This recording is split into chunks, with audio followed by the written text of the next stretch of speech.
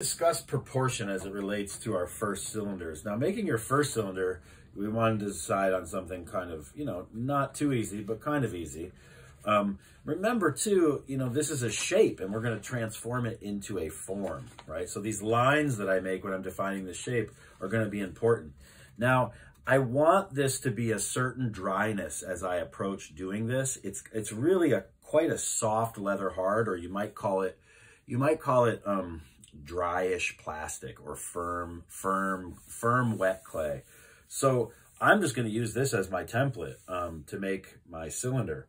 Now, the two edges that come together, and I'll illustrate this further, if you can undercut them like this, it could be like this as well, then when you go to put this cylinder together, it will seam really, really nicely. And I'll show you what I mean.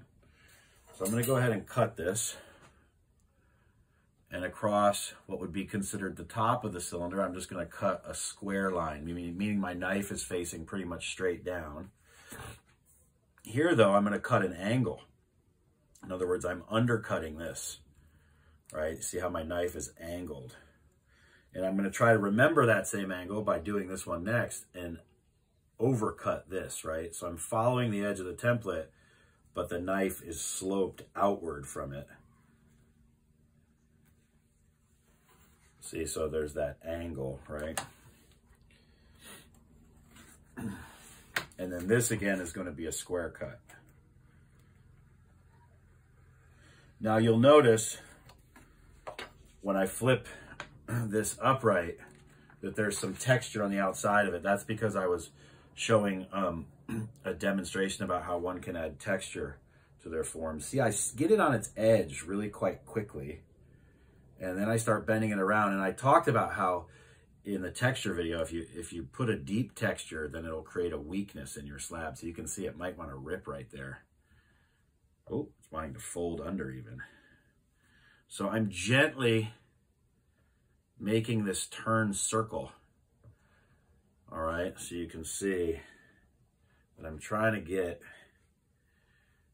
these edges that I've mitered, that I've done those angle cuts on, to come together to make a really nice seam.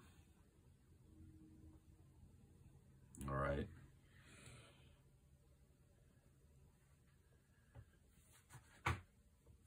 So once you've got them kind of close, then what you want to do is just open this up slightly. And you want to slip and score both of those surfaces, okay? So these two surfaces that you have the angle cut on, you're going to come out with your slip. And you're going to get, not a lot, just a nice thin coat. Remember, this slab should be a little bit wet already, right? Just dry enough to kind of stand up. Not too wet that it's falling, right? If it's falling, then it's too wet. But you want a little bit of slip on there to make sure that this seam will be successful.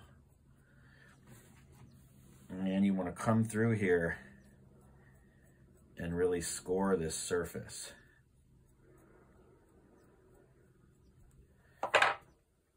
And then once that's completed, you want to coax this back around so that the seam is making contact with the other part.